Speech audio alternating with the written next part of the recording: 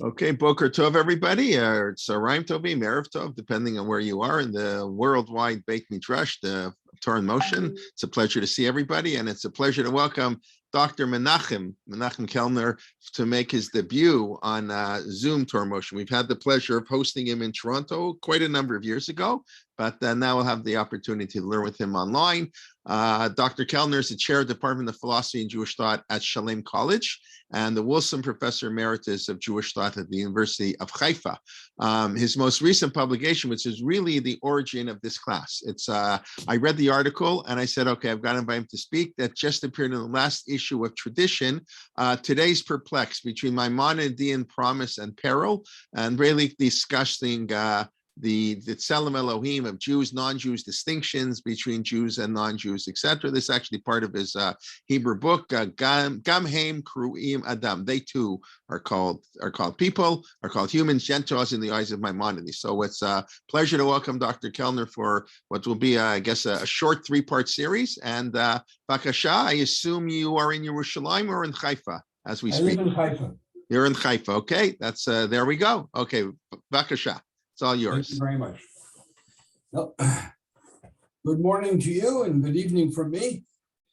I'm going to speak for about an hour, and then I'll be happy to try and take questions either from the chat box or directly from you live.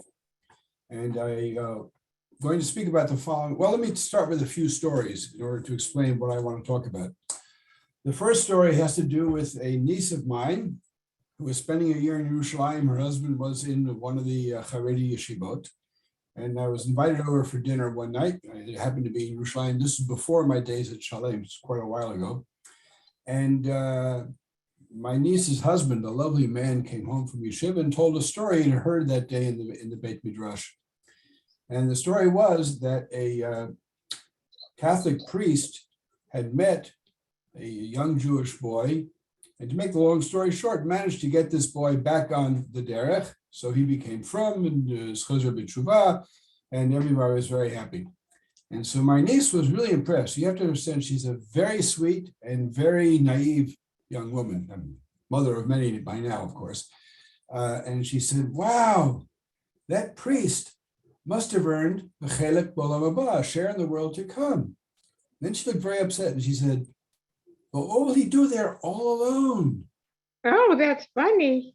Well, it's more sad than funny, but in any event, apparently in all of her very good Jewish education, she never learned that that the Jewish tradition never thought that non-Jews could not earn a share in the world to come. That's just one of the many stories I could tell about the topic of tonight's or today's discussion. One more out of the many is a friend of mine, a rabbi in the Midwest of the United States, once had occasion to ask three Rosh Yeshiva at Yeshiva University, does God listen to the prayers of non-Jews? So one of the Rosh Yeshiva said, of course. A second says, of course not.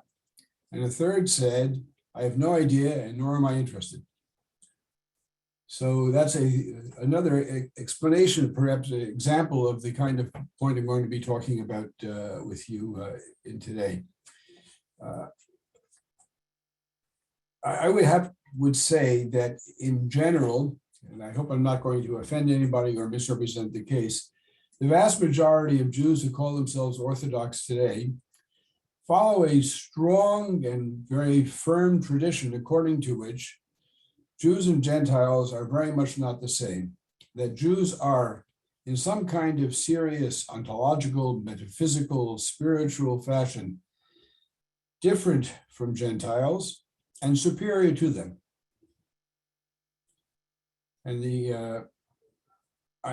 in making this claim, this kind of position follows the views of Rabbi Judah Halevi in his book, The Kuzari, which is perhaps the most mild or moderate expression of this idea, because whereas Halevi definitely thought that Jews and Gentiles do not have the same possibilities. The Jews can reach heights of spirituality that Gentiles cannot, but he certainly thought that Gentiles were human beings.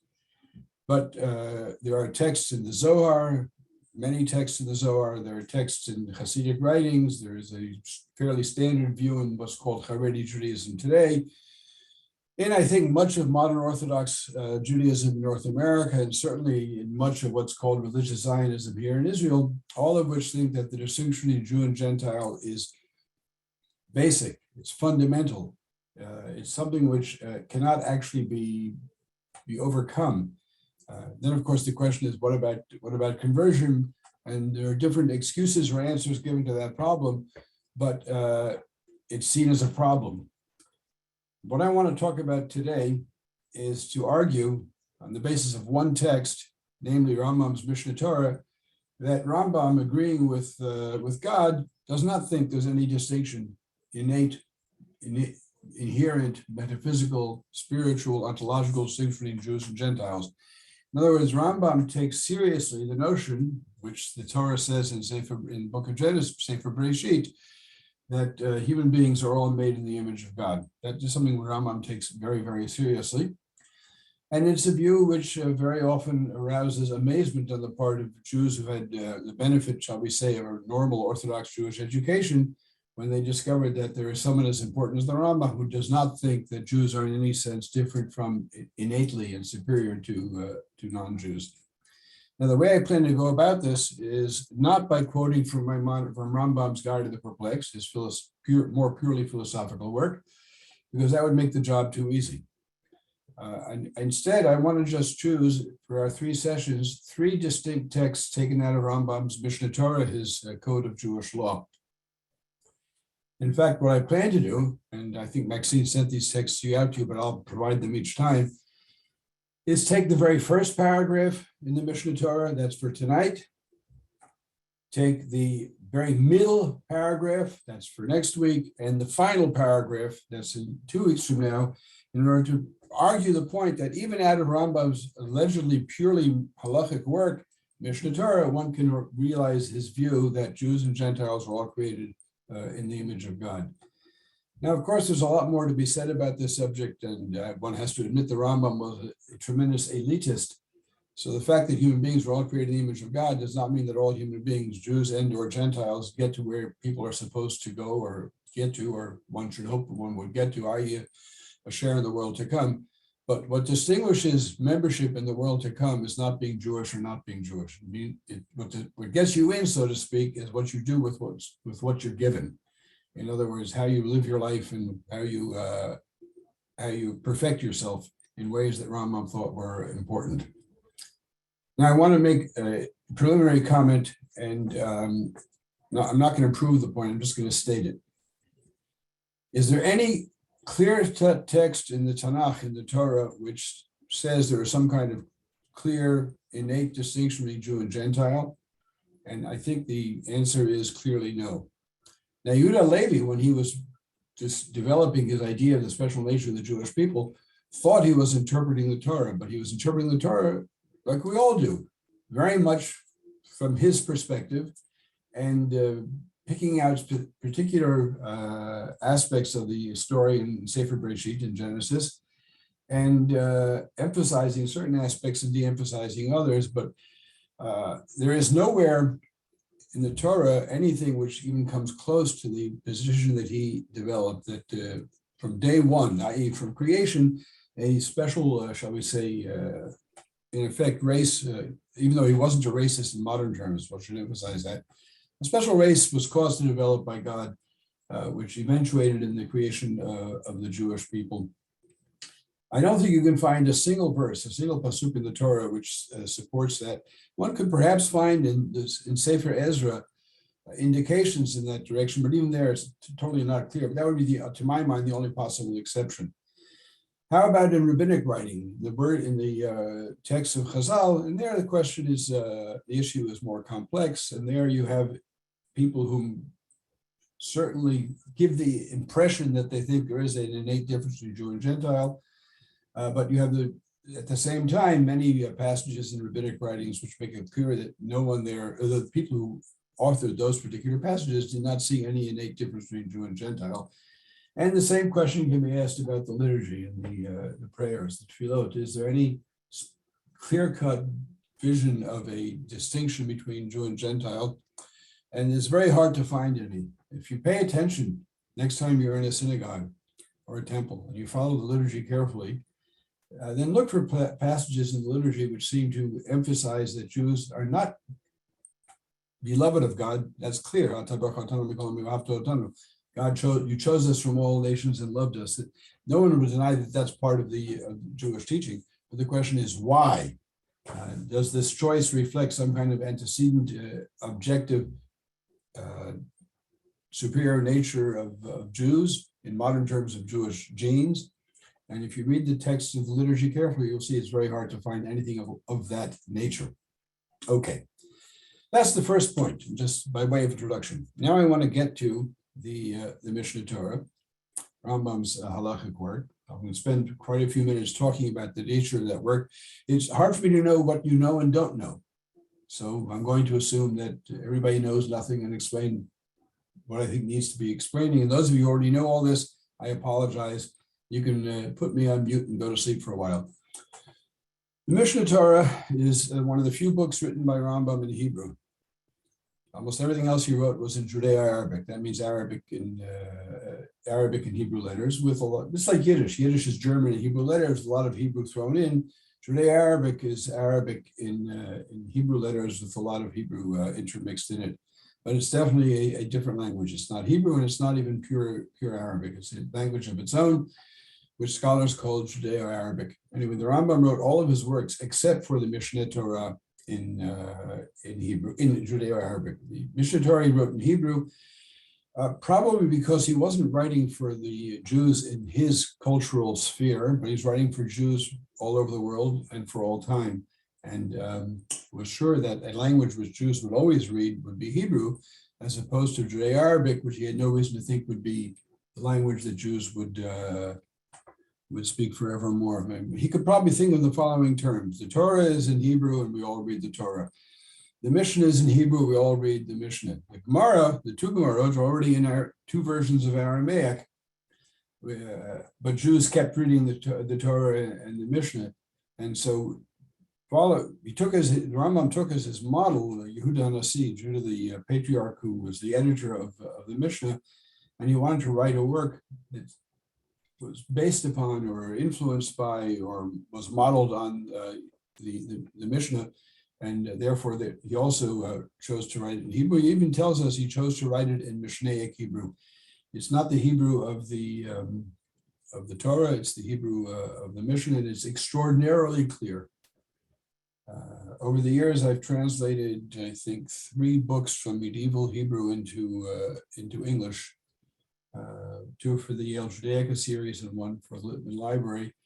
And there's simply no comparison. They were books by Abravanel, Yitzhak Abravanel, and by Rabbi Levi ben Gershom, the Ralbag, and by the Rambam. The Rambam's Hebrew is clear. You will never have a doubt as to what he's trying to say. Whereas Ralbag simply loved ambiguous antecedents, and Abravanel was apparently getting paid per word because he kept going and going and going and going. It was very hard to know where sentences begin and where they end. Whereas when Rambam wrote Hebrew, it was so clear that nowadays, let's say any one of you want to get a good, clear picture of the medieval pre-Copernican view of the nature, the structure of our, what we call our solar system, what they call the universe.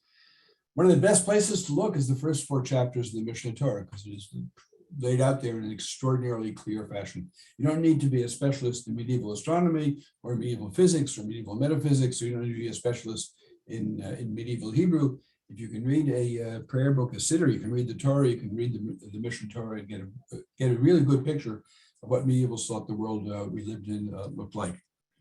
In any event, the Mishneh Torah is, as I said, a work in Hebrew. It's divided into 14 volumes. Now, many people, when the book appeared, were blown away, as we say, by its brilliance, by its comprehensiveness, but didn't like the title. Mishneh Torah, after all, basically means summary of the Torah. It's the rabbinic term for Sefer Dvarim, the book of Deuteronomy. And so almost from the get-go, Jews treated the book with tremendous respect, but refused to call it by the name Rambam gave it. But they gave it a very complimentary name anyway. Those of you who've been been exposed to the yeshiva world will have heard of a book called Yad HaChazakah. Yad HaChazakah literally means the strong hand. It's the strong hand by which God took the Jewish people out of the land of Egypt. So to call a book Yad HaChazakah is not exactly an insult. And also, why Yad? Why hand? Because Yad in Hebrew is spelled Yud Daled, and Yud Daled is 10 and 4, it's 14. And because the book is divided into 14 volumes, therefore the term Yad HaChazakah makes a tremendous amount of sense for a complementary name for the book. So the book is divided into 14 volumes. The first volume is called Sefer HaMada. Now, Mada in modern Hebrew means science. Rambam never heard of the word science. He didn't know anything about, he knew about what we would call science, but it was called something else in his day. When he calls this book Sefer HaMada, he didn't mean what we call science. He meant that which a Jew must know in order to fulfill the commandments in the rest of the Mishneh Torah. The Sefer HaMada itself is divided into 5 sections. And the first of those 5 sections is called Hilchot Yisodei Torah. And in a few minutes, we're going to, if I ever stop talking, we'll get to the first paragraph in Hilchot Yisodei Torah and spend much of our evening, in effect, unpacking that one paragraph. Now, the Hilchot Yisodei Torah is, like the rest of the book, a revolutionary text. We'll get to the specific revolutionary aspects of Hilchot Yisodei Torah, but first I want to talk about the revolutionary aspects of the Mishneh Torah as a whole. It is the first code of Jewish law which is comprehensive, including everything, including things Rambam knew weren't applicable in his day, like laws concerning how to build the temple, the Beit HaMikdash, laws how to bring korbanot, sacrifices, laws concerning the days of the Messiah, etc. So its comprehensiveness is, I think, never been followed, I don't think any other Jewish code of law has come close to being as comprehensive as the Rambam's Mishneh Torah. If you think in terms of Shulchan Aruch, there are vast areas of Jewish practice which we don't practice today, and which therefore the Mechaber of Yosef Karo did not include in the Shulchan Aruch. So it's comprehensive. It's revolutionary in the sense that it was never done before. And it became a model for all subsequent attempts to write codes of Jewish law, including the Torah and the most famous of them all, the Shulchan Aruch. I would like to say, and I think I'm right about this, that without the example of the Rambam, who would have had the courage to write another code of law like Shulchan Aruch? I think that's one of the many ways that Rambam's influence changed Judaism in all kinds of ways, which we're not going to go into this evening. A second way in which the Mishneh Torah is unusual, unprecedented, and not followed for sure, is its systematic, almost axiomatic nature. The Mishneh Torah is constructed in such a fashion that you can find anything you want to find. It comes with a table of contents. Everything is laid out in a very clear fashion. It's almost axiomatic, like Euclid's elements. And that's why it begins with Hilchot Yisodei Torah. You could say Yisodei Torah, the foundations of the Torah, or the axioms of the Torah. I like to tell my students that Mishneh Torah is a work of Jewish content, but written in a Greek fashion, systematic, axiomatic, whereas the Moreh Nevuchim is a book of Greek content, philosophy, presented in a Jewish fashion, midrashic, and full of explanations of Psukei Torah, verses in the Torah. That maybe, I think that's a fairly useful way of presenting these two books, but it's certainly true of the Mishneh Torah. It is systematic, it is axiomatic, almost geometrical in its presentation. In that sense, you can call it Greek, but the content is, of course, halakha, so it's hardly Greek content. Another aspect of the Mishneh Torah, which is worth pointing out, is that it is apodictic, i.e., it simply makes statements about what the law is, doesn't say why Rambam decided the law as he did, doesn't justify his decisions. It is a law code, which was part of the idea. He got into a lot of trouble. Many people criticized him for that. And in fact, many of the commentaries written on the Mishneh Torah pay him the compliment of trying to find his sources. And that's been a project that has kept Jews busy now for over 800 years, finding the sources of the Rambam's decisions in the Mishneh Torah. I just want to say parenthetically a word I like.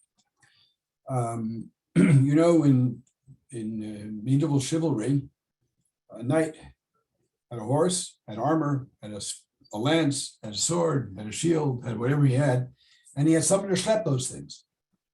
A page, right? Or a page, I think they were called. Now, in medieval Hebrew, the people who schlepped the knight's accoutrement, his weapons and all, was called nosei kelim. The term comes from the Torah, actually. I like the idea that the people who wrote commentaries on the Mishneh Torah, and there are scores, not hundreds of them, are called among the Jews nosei kelev shel Rambam, the Rambam's weapons bearers or something. It was a very typical kind of Jewish thing. The medieval non-Jews had weapons bearers who were carrying weapons. The Jewish medieval Jews had weapons bearers who were commenting on the Mishneh Torah. So I'm not charging you anything extra for that nice little point, but I like it a lot. In any event, so the text was, as I said, apodictic. In other words, it just laid out what the law, it's a code of law, as it was at Rambam meant it to be, with no discussion as to why he got to the decisions he got to. The last point I want to make about the revolutionary nature of the Mishneh Torah is that the Mishneh Torah includes science and philosophy. You'll not find that in any subsequent code of Jewish law, not in Shulchan Aruch, not in the Torah, not in Shulchan Aruch Harav, not in Aruch HaShulchan. In fact, the Mishneh Torah begins with 4 chapters of science and philosophy. And at the end of each of the 14 volumes, the Rambam presents what you might call a sermon or a sermonette. The last paragraph of each of the 14 volumes is in effect a statement of what I take to be, and not just me, I'll explain it in a moment, an attempt to say, well, what's the point of all this? What's the upshot? And there we see many times expressions of his philosophical views being woven into the Mishneh Torah. In fact, a friend of mine, a former student, and I wrote a book on each of these 14 sermonettes, concluding paragraphs. It's called Maimonides, the Universalist, the Ethical Horizons of Mishneh Torah, something like that. But what it is, 14 chapters, long chapters. We had a lot to say. Each chapter was about a final paragraph of the Mishneh Torah.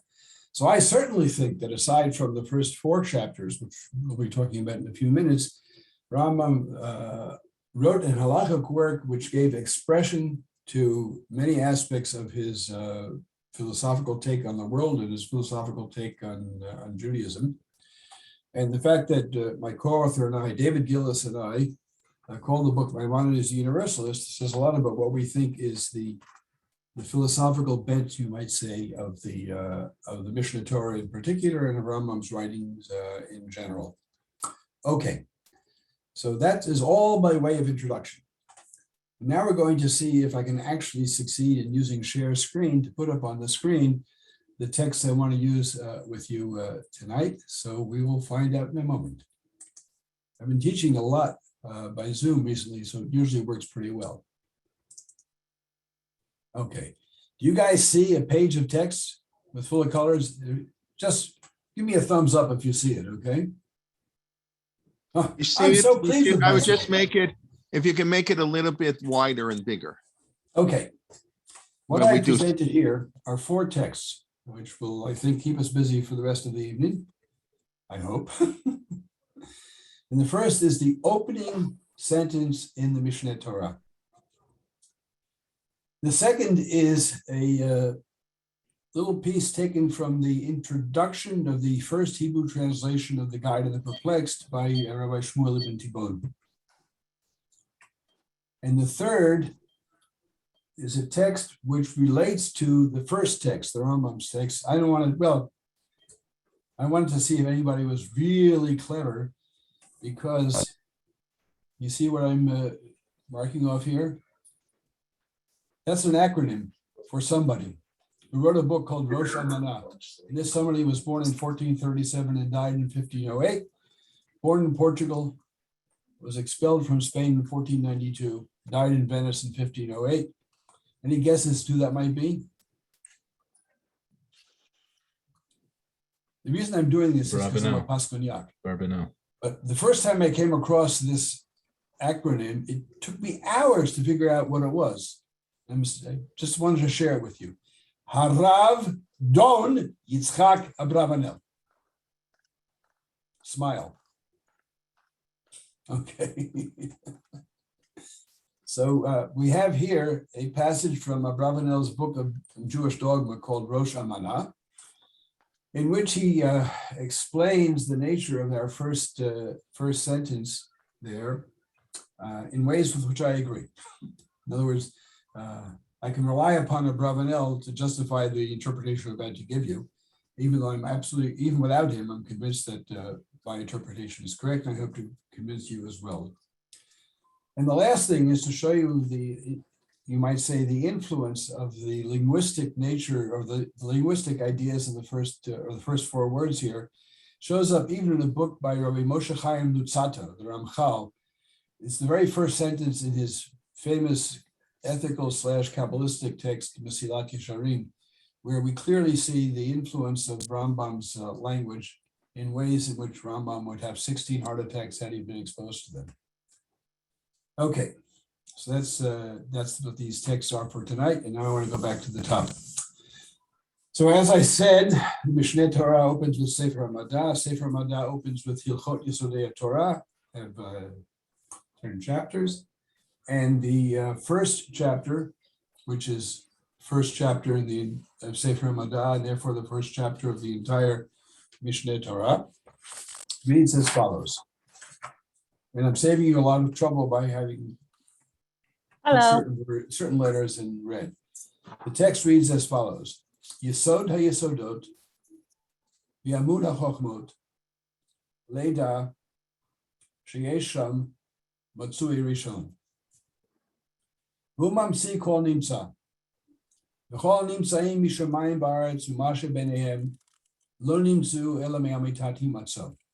In English, the foundation of all foundations and the pillar of all the sciences is to know that there is a prime existent, and that this prime existent gives existence to everything which exists. And all existing things, from the heaven to the earth and what is between heaven and earth, would not exist except for the truth or the nature of the prime existence. Now, no one's going to say that's a good. Thank you. Piece of writing, because the word, the shoresh mem tzadi aleph, existence, shows up too many times. Okay, in too many different meanings. Now we're going to spend several minutes unpacking this sentence. Okay, those of you who see the hint that Rambam gives in the first four words, give me a thumbs up. Nobody else? Come on. What are the first four letters of the, okay, thank you, madam. Good Your K, name is not on the K. screen. Oh, Ilana, okay. Now your name shows up. The first letters of the first four words spell out the tetragrammaton, God's name. Okay? Now, why is Rambam doing this? I'll tell you why. It's because he knows that Menachem Kellner has a beloved younger brother in Lakewood who would be horrified were he, God forbid, exposed to what I'm about to say. So Rambam is giving my younger brother, the rabbi, father of 15, the grandfather of God knows how many, and the great-grandfather of Lord knows. I'm sure he doesn't know himself because he'd be afraid to count, right? Guy in horror business. In any event, Rambam, what is Rambam telling us here with the first four letters of the first four words? He's telling us he's from. My text starts out with a hint to God's name. In the Hebrew language, Hebrew slang, he's saying, I'm a dos, like you guys who are reading it. Don't worry about it. Now he makes it even stronger because he uses language, the music of which sounds so familiar to the ears and eyes of a person who studied Torah. Yesod ha-Yesodot, v'amud ha-Chochmot, the foundation of all foundations, the pillar of all the sciences. Sounds like Shira Shirin, Malchei Amlachim, Eidan Eidanim, dozens, not dozens, but quite a few times, this kind of two-word expression occurs in the Torah. So the Rambam is making somebody like my kid brother comfortable with this text, so that he will ignore what the text actually says, because it sounds so Jewish. Now, this is a kind of literary trick the Rambam uses all the time. Now, I want to be fair.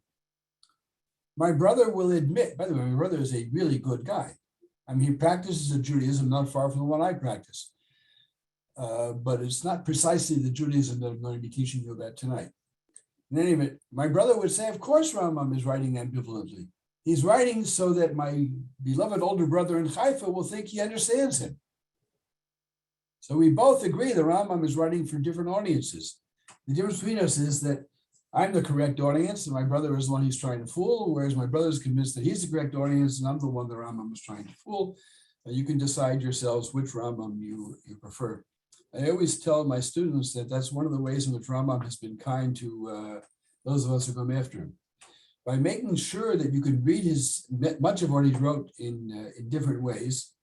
And in fact, he tells us at the beginning of the Mishneh Torah, the Moreh Nevuchim, the Guide to the Perplexed, that the book is esoteric. There are secret doctrines taught there. Well, he has provided an income for people like me for 800 years, writing books and articles, what the Rambam really meant.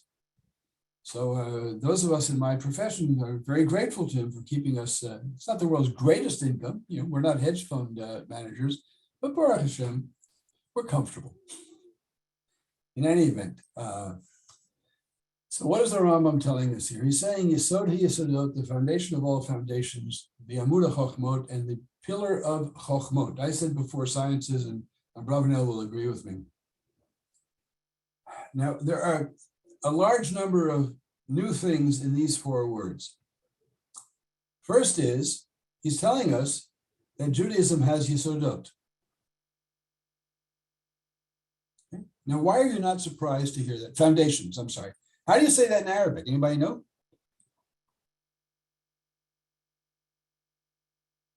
Give me the name of an organization you've all heard of, which calls itself in Arabic the base, the foundation. Al-Qaeda. Should I tell you? Al-Qaeda. The foundations spoken up here are a Hebrew translation. We know this from his Arabic works of the same work that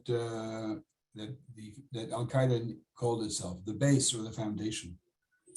So the first thing we learn here in this sentence is that Judaism has foundations. Now, one of the disabilities of not being able to talk to you back and forth is I can't ask you, why is that not surprising? Okay, I have to tell you why it's not surprising. Because this is the Rambam of the Mishneh Torah. I think Asher knows the answer. I touched from your face. This is the Rambam of the Mishneh Torah, whose previous important work was called Perush HaMishnayot, Commentary on the Mishnah.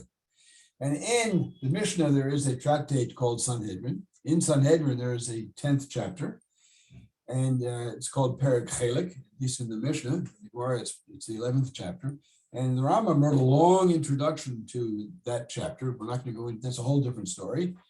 And at the end of that long introduction, he lists 13 foundations of Judaism. The very famous 13 principles of faith, or Gimel Ikarim, which are a chidush, a innovation of the Rambam. But since he already made that innovation, we know that the Rambam feels that Judaism has a basis of 13 views, which are such that anyone who holds them is considered Jewish and has a share in the world. Who holds them, I should say correctly, okay? So when the Rambam starts off by telling us that Judaism has Yesodot, those of us who've already been exposed to the Mishnah, to the commentary on the Mishnah, aren't surprised. But here we have something else. We have the claim that among those Yesodot, among those foundations, there's one that's even more foundational. Okay. And so that we start off by saying that Judaism has foundations, i.e. principles, i.e. Dogmas. And I don't have time tonight to go into the whole question of what he means by dogma, but he means dogma. among these, there's one that's more foundational than the others, a yesod of the yesodot. And now I'm going to interpret, and later on I'll show you that Ravanel agrees with my interpretation. So the foundation of all these foundations is equivalent to the pillar of all the sciences, i.e. the axiom of all the sciences. And what is this most foundational view or principle or belief in Judaism? Now we get to the next word. It is Leda, which is Mishneh Hebrew for to know. So Judaism has a foundational principle, a foundational kawaii, foundational akaida, and it is equivalent to the axiom of all the sciences, and that which is both the foundation of the Torah and the axiom of the sciences, to know something. Not to believe in something, but to know something. Now, Rambam, like every Aristotelian since the days of Aristotle, would tell you that to know something means to know it with its causes, i.e. to be able to explain why it is so. Aristotle spoke of 4 causes. We're not going to go into that tonight. But to know something is to be able to explain why it's true. It's not simply to accept it because your teachers taught you. You have to have been able to prove it to yourself and others. And what is this thing that we have to know? Sheyesh Sham. Now this is a problematic expression because it makes no sense in Hebrew. There is there. We'll talk about this in a moment. And what is this principle of all principles, which is equivalent to the highest or the greatest, deepest foundation or axiom of the highest level of all the sciences? It is Sheyesh Sham, which we will translate here correctly as there is. Matsui Rishon, a prime existent. Okay. Now again, my beloved younger brother, and when I call him that, I'm not kidding. He is a lovely person. He's wrong in so many ways, but a lovely, lovely person. Reads this sentence and says, okay, so the Rambam is speaking in a kind of philosophical language that Judaism has important beliefs. We all know that.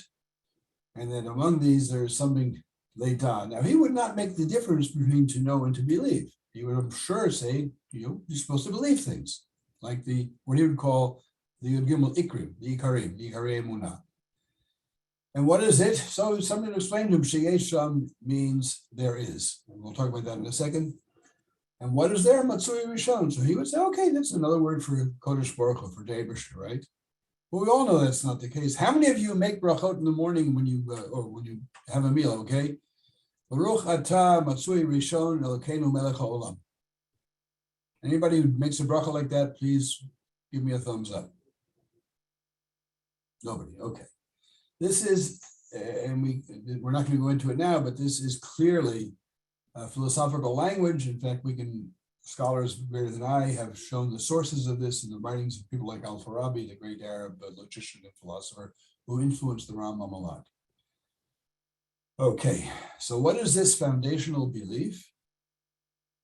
It's to know there exists a prime existent, and this prime existent is responsible for the existence of everything else, and without the existence of this prime existent, nothing else could exist.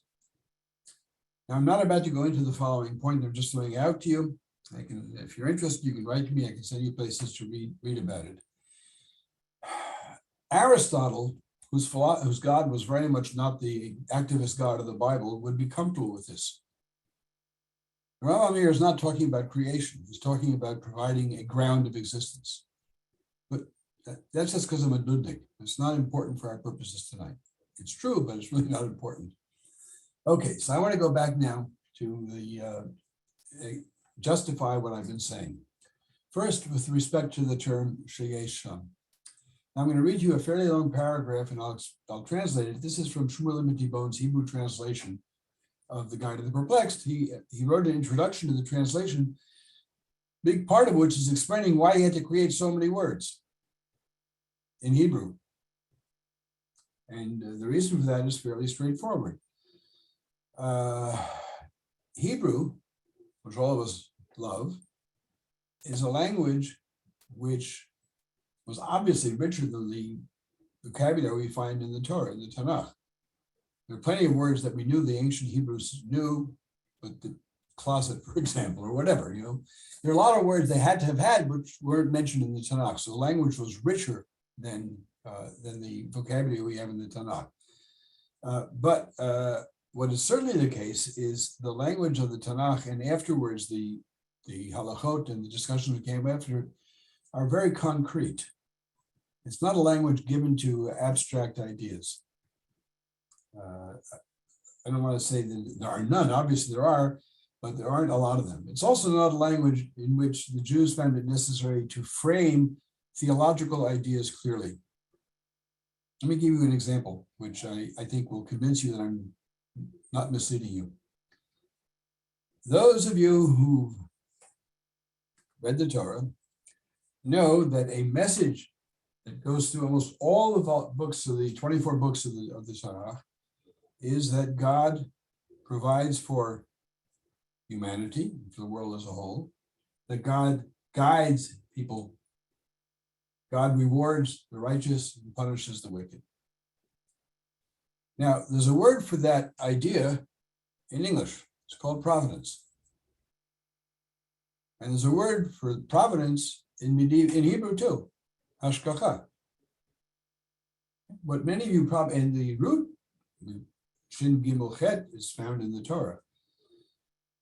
What we don't have in the Torah is a word for providence. The idea clearly is there, but ancient and rabbinic Jews apparently never felt the need to talk about the idea. So along comes a man named Shmuel Ibn Tibon, who's translating philosophical works into Hebrew. He has to make up words. So the Hebrew word we use for providence, he made up, hashgacha. And this is one of many, many examples. So that's why he had to explain why so much of the vocabulary, his Hebrew translation of the Moreh Nevuchim is consists of words that he created. And he provided a glossary at the end of his translation of all the new words.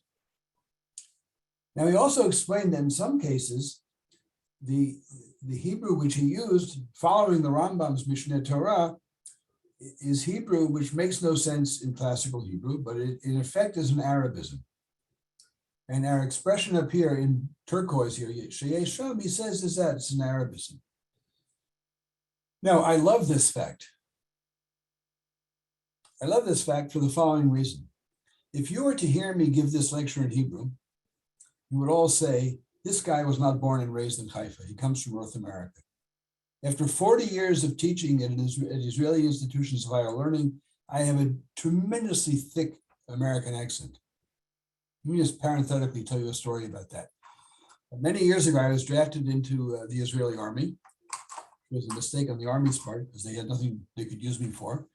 And when I came out, I went back to my job at the University of Haifa, and one of my colleagues said, how was it? I said, well, it was really very hard. I'm a middle-aged guy at the time. I was much fatter than I am now, but I'm really glad I went through it. And she said, why are you so happy about that? And I said, because now I feel so much more Israeli.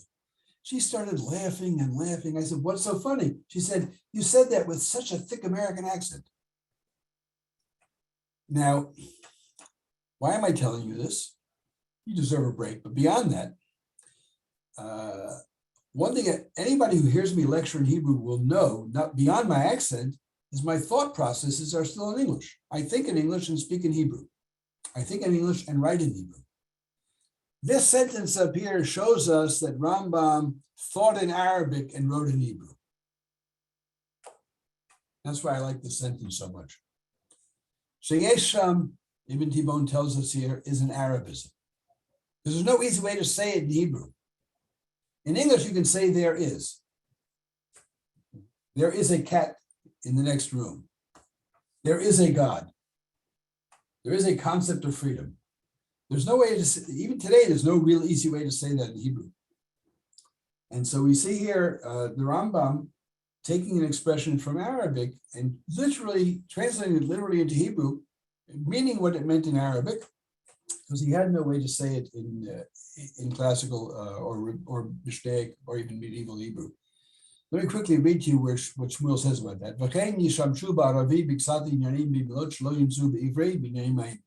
Thus, you have in Arabic in some issues words that are not found in Hebrew. For example, kimilat sham in Arabic, fam. Shabaravi in Arabic,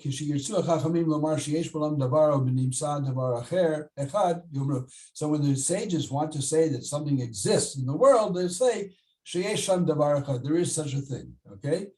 Romzim b'milat sham ela mitziut. The word sham there is an indication of existence. But the ein zenim sab l'shon ivri. But you can't really say that in Hebrew. And all this, the Maimonides Rambam was influenced by the scholars who wrote in Arabic. Because the Hebrew doesn't have this kind of thing. And now he says something which is, you don't often find humor in medieval philosophical texts. I'm now presenting with you a joke you can use around the Sabbath table. He's talking about until so much so that some of the people in this land, Provence, where he lived, Yaduli Krototo thought to read it as follows. Thought they knew how to read this expression. But they read it as if there was a tsere, two horizontal dots, under the shin of sham, which turns it into shame, right? The heavy knew, and they understood it to mean kinui, a nickname for the creator, may he be blessed. In other words, people were so unused to the Arabisms in the Rambam's writing, they said, okay, the foundation of all foundations and the pillar of all the sciences to know that God has a name, which is Matsui Rishon. Okay, so that's one point I wanted to, I thought it was amusing, okay, I'm amused. But it shows us that Rambam is struggling to write philosophical works in Hebrew. By the way, we also see here, this is no proof of it, but there are other ways to prove this. His native tongue was Arabic.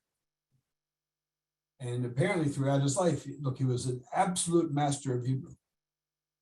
As I said before, his Mishneh Torah is a paragon of clarity, of excellence. When you translate text of the Mishneh Torah, you very rarely have times where you don't know what he's trying to say. You may not always choose the right word, or maybe you'll rearrange sentences, but you know what the Rambam is trying to say because his Hebrew is pellucid, crystal clear. But even he was influenced in his thought patterns by his native tongue, just like I am with English. Okay, now let's get back to my claim that Rambam is teaching us here that the yesodi yesodot, the emunah chachmot, is to know that there exists a first existent, and that emunah chachmot means the pillar of all the sciences. And now we're going to show someone who agrees with me. I was so happy to find this because then I could say, okay, don't blame me. I didn't make this up. Abravanel saw it before me. So he wrote a book about dogma called Rosh Amanah.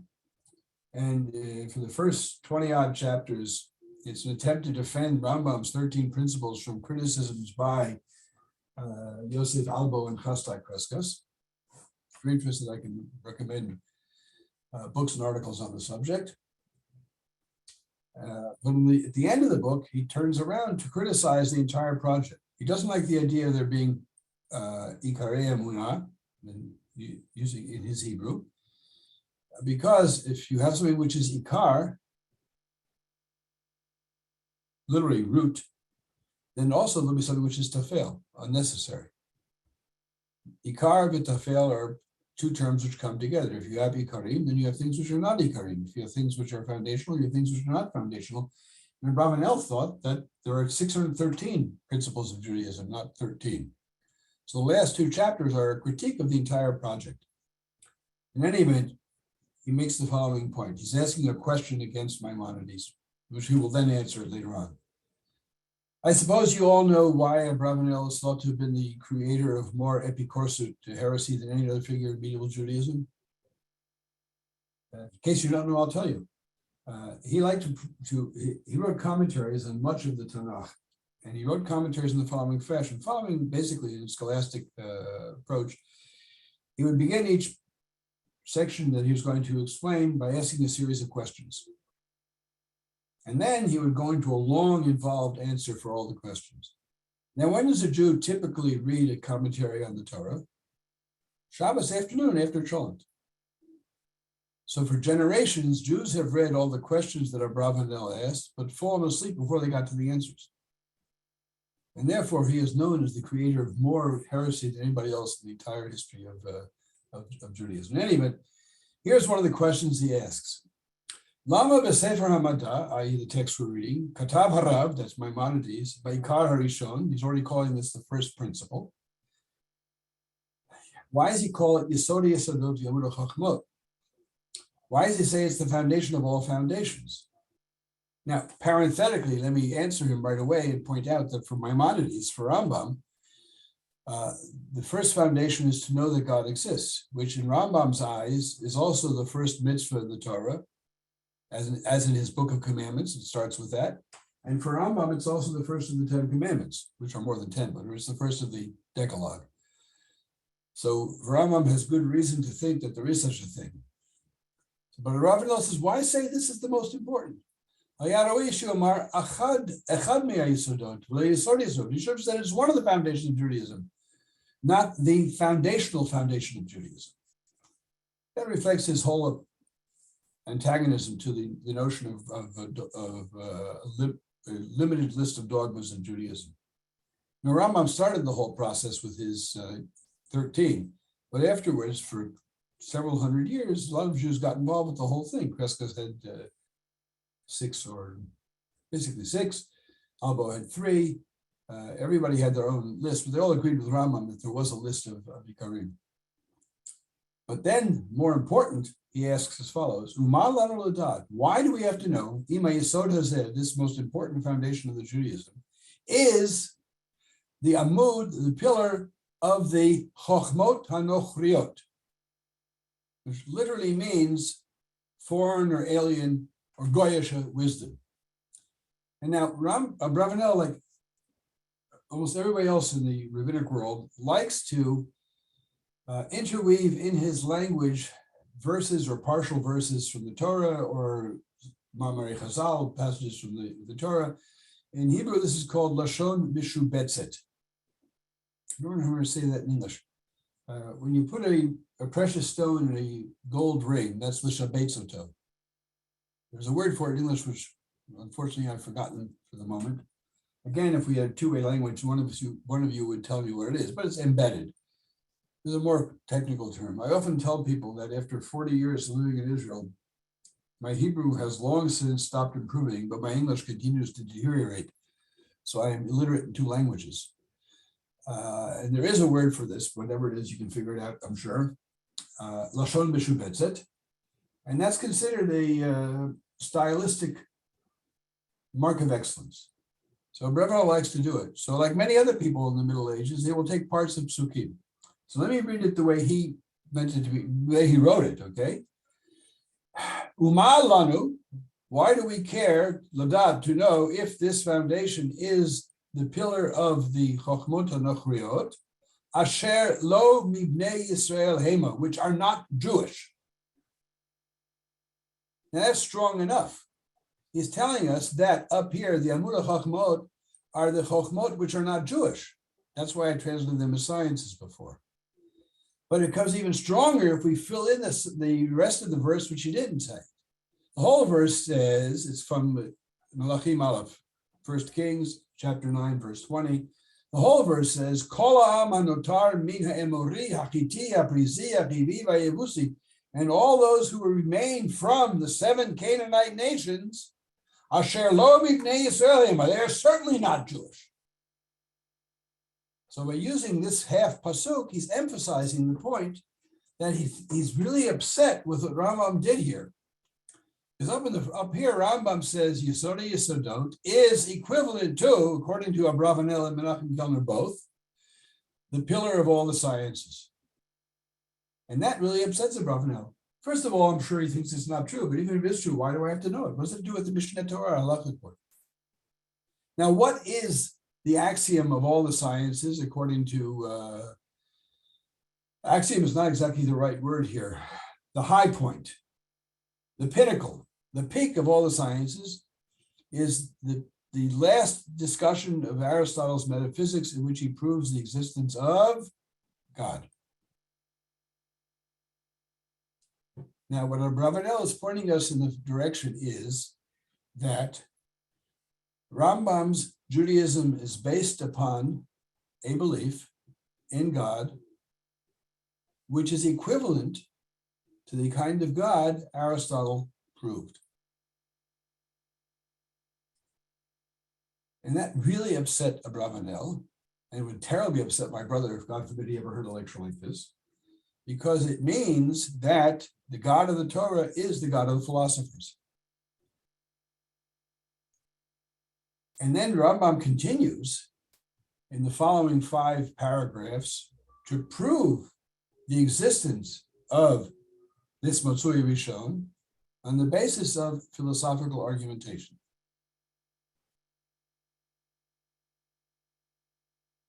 And then he ends up, and this is paragraph 1, in paragraph 6, he says, Vidiat davar zeh, and knowing this thing, mitzvat aseh.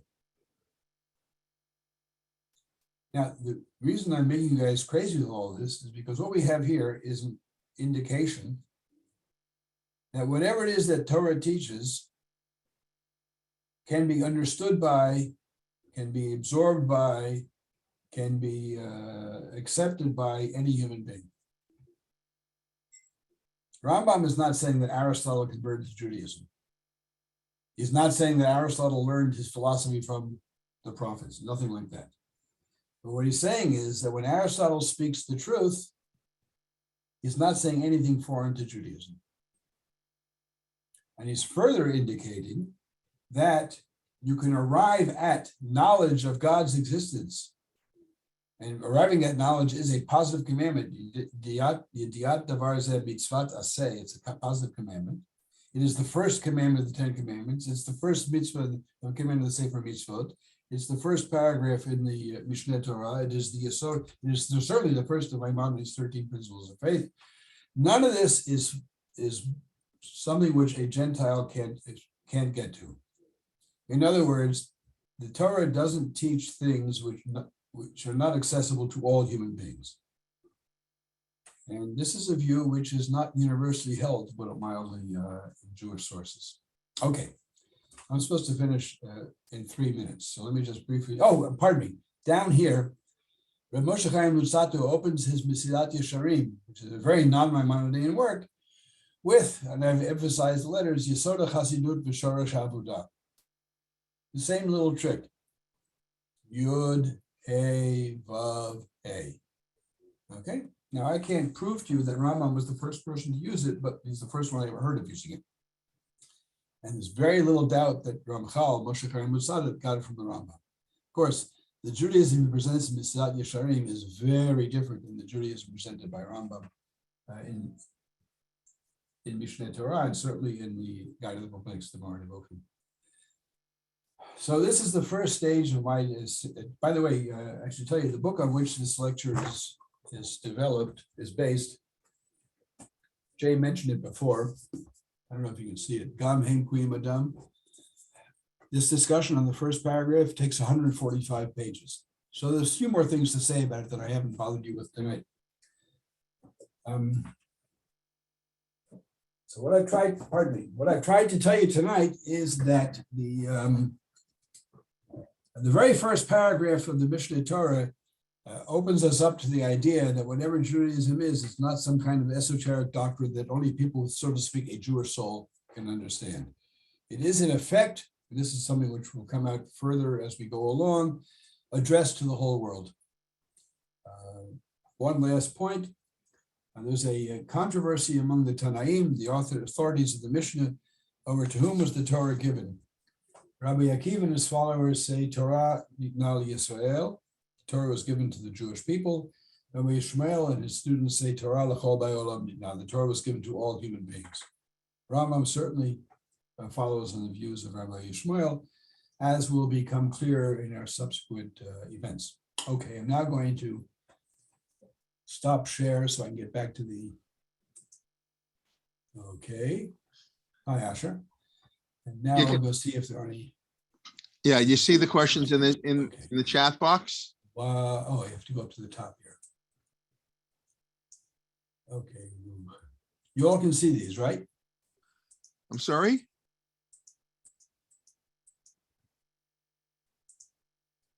The first question is really from Ellen at 11:38. Okay. How do we know that Chochmah Very means good question. I see Jay talking, but I don't hear him. Oh. Are you talking to me, Jay? Yes. You're Do muted. people hear me? Let Can me people hear focus me? on it a moment. We hear you. We hear you. Okay. Did everybody hear me? Yes. You all hear Jay? Yes. I don't hear Jay. Oh, I don't know why. Damn it. Now do you hear me? Now I hear you. I'm sorry. That was my fault this time, not your fault. Okay. Okay. Okay. I'm sorry. The first real question I see is at 11:38 from Ellen. How do you know that Chochmah means science rather than wisdom? I assume that science would mean metaphysics and physics, so is wisdom subsumed in metaphysics? You can take it from there. Yeah, sure. Thank you very much. First of all, Abravanel tells us that, so I can rely upon his authority, right? It says, what do we care about the Chochmot Ha-Nochriot Asher Lo B'nei Yisrael Hema? But Rambam tells us in quite a few places that Chazal mentioned what they call Maseh Bereshit, the account of creation, the first two chapters of the Sefer Bereshit of Genesis, and Maseh Merkavah, the first chapter and the 10th chapter of the book of Ezekiel, and the 6th chapter of Sefer Yeshayahu. And they call that Maseh Merkavah. When he's writing in Arabic, Rambam says that Maseh, when the Chazal, the rabbis talking about Maseh Bereshit, the account of creation, they are talking about al-ilm al-tibai, which literally means the science of nature. But it is the typical standard Arabic translation of the Greek word physics. And when Rambam tells us that when Chazal talk about Maseh Merkavah, the account of the chariot, the great mystical vision of the prophet Ezekiel, that, he says in his Arabic writings, is al-ilm al-ilahi, the divine science. Ilm is science, science in medieval terms, not what we would call science. And al-ilm al-ilahi is the standard medieval Arabic translation of the Greek word metaphysics. So, and if you want, so you can find this in the introduction to the Guide of the Perplexed. You can find this in the introduction to the third part of the Guide of the Perplexed. You can find this without the Arabic in Mishneh Torah, chapter 4, the very last, the end of chapter 2 and the end of chapter 4, 4:13, you'll find this idea. So it's quite clear that when Rambam is talking about Chochmot, he means physics and metaphysics. And now, unlike the Soviets who thought you could, with Lysenko, have a Jewish botany and Soviet botany, or the anti-Semites who said Freud's theories were Jewish science, no one believes in a Jewish physics or a Jewish metaphysics. Rambam certainly did not. So when he says that Chazal are talking about Maseh Bereshit, Maseh Merkavah, and he means to say they're talking about what the Greeks called physics and metaphysics, that's another expression of his idea that there's no such thing as, let me put it to this, interrupting myself, I want to tell you briefly, a man who I consider to be the greatest Maimonidean of the 20th century was a Yemenite-born rabbi called Rav Yosef Kafach, Zichrono Livracha, who was a rabbi, okay? My wife always likes to remind me, before I go teach about the Rambam, remember to tell your students he was also a rabbi, not just a philosopher. Rav Yosef Kafach was a rabbi. He was a member of the Beit Din HaGadol, the high rabbinic court in Jerusalem, okay? But he was also a great Maimonides scholar, and he translated a huge number of medieval Judeo-Arabic works into Hebrew. He also put out a huge edition of the Mishneh Torah. He was once asked, what does the Rambam think about limudei chol, secular studies? And Rav Kafach said there's no such thing. If something teaches truth, it's not secular. And if it doesn't teach truth, it's not a science. So he had no problem with the notion that Rambam thought that Torah taught science in the kind of philosophical sense that was used in the Middle Ages. That's not to say where Rambam to arrive. That's why I keep emphasizing not science in the modern sense. Rambam, if he were among us today, I don't think he would say that that the Torah teaches advanced nuclear physics. Unlike a lot of people who like to make that claim now. Did I answer the question? Okay, I think so. You'll hear if people can speak up. And I just, here, I'll go through it. There are not so many. Someone wants to know what's the best book in English, modern translation, with preferably with annotations. Of what? Of the guide. Of the guide. Of the guide? Uh-huh. There is no such thing. In other words, nowadays, the standard translation is that by Shlomo Pinnis, which was published at the University of Chicago in 1963. Pinnis was a great scholar, not a great English stylist. Now, a new translation is coming out with a huge apparatus by Len Goldman and Philip Lieberman by Stanford University Press. It'll probably be a year or two till it appears. That'll be a much more readable translation because English is the native language of the two translators, and they both know Arabic and they know philosophy. Pinnis always amazed me. He was a guy who forgot every day more than I will ever know. So I don't pretend to put myself on a par with him. But in his introduction to his translation of the guide, a long introduction about the philosophical sources of the Guide of the Perplexed, he spoke of the Mishneh Torah, what we've been talking about all night, as an avocation. Like halakha was a hobby of the Rambam's, which means to me that he totally misunderstood. The Rambam spent 10 full years writing the Mishneh Torah, as he tells us, day and night. And to call that an avocation is, to my mind, just totally miss the point. But there is no really, Alfred Ivry wrote an introduction to the guide, but it's actually an introduction to chosen chapters, and it's very aimed at philosophers, not at normal human beings. So it's hard to say. There are a million good books about the Rambam that introduce him. I would recommend, first of all, a book published by Moshe Halbertal called Maimonides, Princeton University Press. I think if you're going to read one book about the Rambam not written by me, that's the one. Okay. And I guess somebody wants to know if they can email. I mean, we normally don't give out email addresses. If people want to email you, I can forward, unless you were happy for me to give out your email address. If it's not abused, I'm happy to. I don't care. I get questions all the time. I'm a busy boy, but. Okay. So I don't know, what's your email? I can put it in the chat box, maybe. Okay. I mean, well, you have it. You've been writing me back. I do have it. I know. It means I have to go and get it and put it back. Okay, fine. Menachem.Kellner, Menachem.Kellner, Kellner @gmail.com. There you go. That's easy enough. Okay. Okay. Thank you very much. I think we covered them, unless anybody wants to chime in. But thank you very much. We look forward to next week. 2 p.m. I know there was a little confusion. We mistakenly had 1 p.m. on some places. So the talk with the interview, Mark Shapiro of Rafi Al-Mali from in Morocco. Rafi is, of course, the leader, the local tour, everything, and the Jewish tour person in Morocco. So Mark Shapiro will be discussing with him Jewish life in Morocco at 2 p.m. as we begin a 5-part series on Jewish communities around the world, places we visited in the past on our journeys through Jewish history. And please God, we'll be able to go in the future. So that's at 2 p.m. in 2 hours from now, little less 2 hours, 8 o'clock tonight. Of course, Moshe Sokolow continues his series on the evolving of Tanakh. He's going through the Mefarshim now of Tanakh. Tomorrow, Malka Simkowitz at 10:30 a.m. on Jews of Ancient Egypt. Shuli Mishkan at 12, 8:30 our Parsha Shir Leor Sarna. My Shir 9 a.m. in the Friday morning on the Siddur, and Menachem Leibtag 11:15 on Sunday, and then Monday, of course, Islam with 11 o'clock. Lindsay Guhartz, Dr. Rava Lindsay Guhartz, and Mark Shapiro, The Rise of Reform and Traditional Response.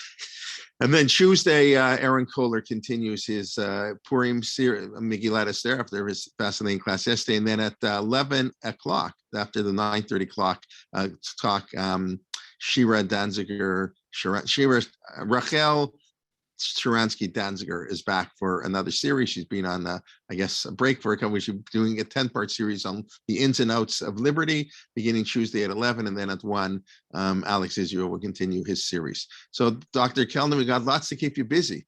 Lots to keep your friends busy. And we invite everybody, as always, please invite a friend.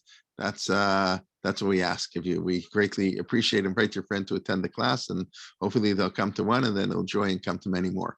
Okay, everybody have a wonderful day, and thank you very much. We'll see you all soon. Okay, bye. Bye-bye. Laila Tov.